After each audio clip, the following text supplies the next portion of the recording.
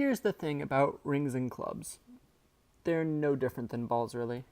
Everything I said about balls is the exact same with rings or clubs, with a couple notable exceptions, which I will mention in this video. But basically, just watch my videos on 3 balls or 4 balls and replace the word ball with ring or club, and voila.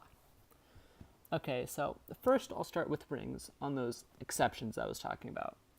So rings should be thrown way higher than balls. You want to catch them with your arm at a right angle, and generally rings are a much slower pattern. And this is how you hold several rings in your hand at once. So now clubs.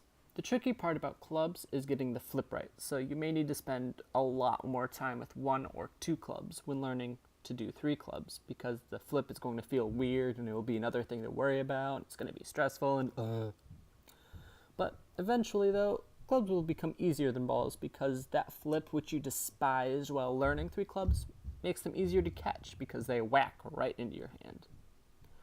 Other than that, just watch my ball tutorials to know how to do these.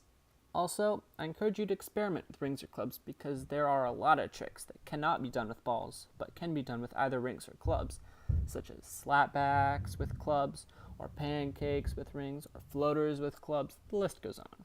So have fun, experiment.